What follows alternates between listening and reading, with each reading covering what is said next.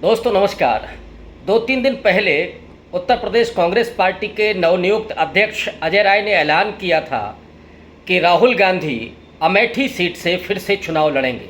यानी उन्होंने उस चुनौती को स्वीकार किया कि वो हारने के बाद छोड़ करके जाने वाले नहीं हैं, बल्कि फिर से अमेठी की जनता के बीच में होंगे। इसी बीच में एक खबर आ रही है कि अमेठी से स्मृति ईरानी अब चुनाव मैदान से भागने की कोशिश कर रही हैं। शायद उनको ये एहसास हो गया है कि अमेठी का जनमानस इस समय राहुल गांधी के साथ खड़ा हुआ है। कई सर्वे इस बात को कह रहे हैं कि अमेठी में स्मृति ईरानी की हवा खराब है। खुद आरएसएस के अपने सर्वे में अमेठी को सी ग्रेड में रखा गया है, यानी अमेठी की सीट फंसी हुई है और इसीलिए स्मृति ईरानी शायद घबरा करके इस सीट से तौबा करना चाहती हैं। हो सकता है कि वो गुजरात से चुनाव लड़ें और ये भी हो सकता है कि वो राज्यसभा के दरवाजे से पार्लियामेंट पहुंचने की कोशिश करें। लेकिन इतना तो तय हो गया है कि स्मृति ईरानी ने चुनाव के पहले ही हार स्वीकार कर ली है। ये जो उनका पलायन है वो किस बात का संकेत है? क्या वो कह रहा है? ये स्मृति ईरानी वही हैं जिन्होंने मनमोहन सिंह के कार्यकाल में महिला उत्पीड़न के सवाल पर उनको चूड़ियाँ भेजी थीं। आज मणिपुर में कितनी भयावह घटनाएं हो रही हैं।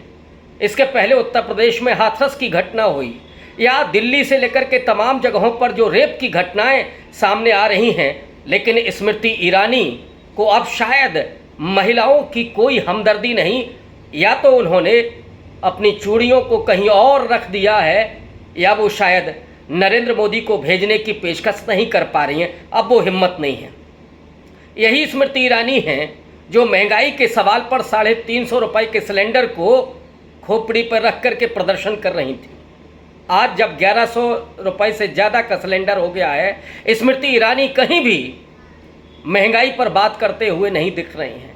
इसीलिए मजाक में कांग्रेस पार्टी के कार्यकर्ता उन्हें आजकल सिलेंडर रानी कह रहे हैं। और महंगाई का हश्र तो ये रहा कि परसों जब आज तक एक कार्यक्रम में एक एंकर ने जब ये सवाल पूछ लिया चौधरी साहब ने कि जब टमाटर 200-300 रुपये किलो था तो आपके घर में क्या बात हो रही थी, आप पर क्या प्रभाव पड़ा? पलट करके खिसियाहट में स्मृति ईरानी ने चौधरी साहब को संकेत दे दिया कि मैं भी पूछ सकती हूं कि जब आप जेल गए थे तो कैसा लगा था। हालांकि ये उनका घरेलू मामला है। गोदी मीडिया और भाजपा सरकार का अपना घर का रिश्ता है।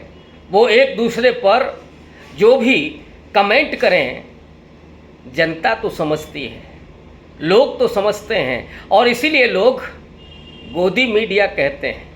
बहरहाल स्मृति ईरानी एक मुद्दे पर और ज़्यादा मुखर हुई थी। अगर आपको याद हो, जब रोहित वेमुला की सांस्थानिक हत्या हुई थी, हैदराबाद के सेंट्रल यूनिवर्सिटी में आत्महत्या कर ली थी रोहित वेमुला ने, जब उनको प्रताड़ित किया जा रहा था। वो रोहित वेमुला जो बाबा साहब अम्बेडकर, ज्योतिबा फूले और तमाम बहुजन नायकों को अपने दिल में बसा करके उनके सपनों को साकार करने के लिए साइंटिस्ट होने का ख्वाब देख रहा था, वो अपनी ज़िंदगी से क्विट कर लेता है इस प्रताड़ना के चलते।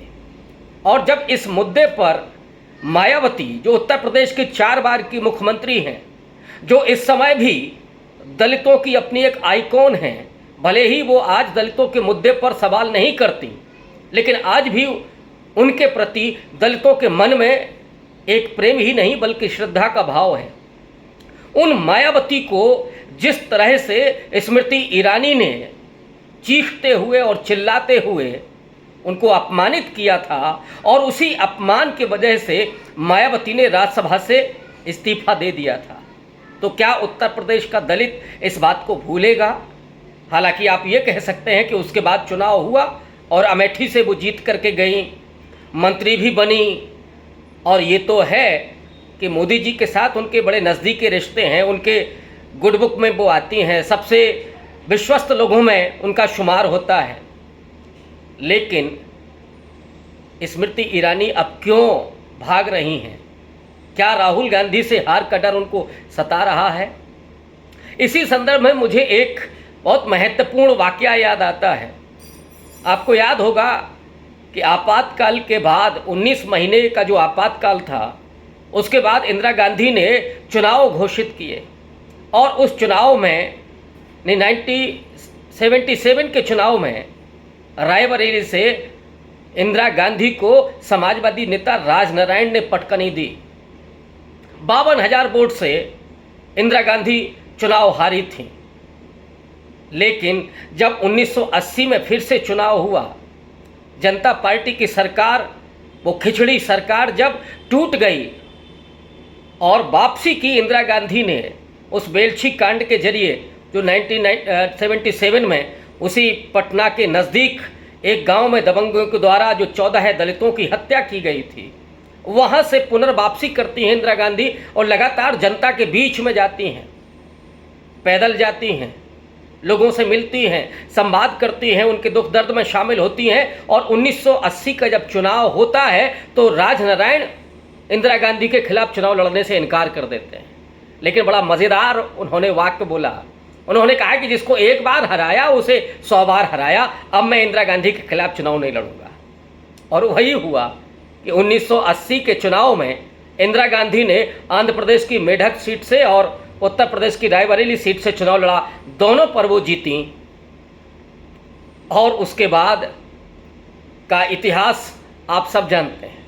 लेकिन ये इत्तेफाक ही है कि इंदिरा गांधी 1977 के चुनाव में 52,000 वोट से चुनाव हारी थी, तो राहुल गांधी 2019 के चुनाव में अमेठी से 55,000 वोट से हारे हैं स्मृति ईरानी से।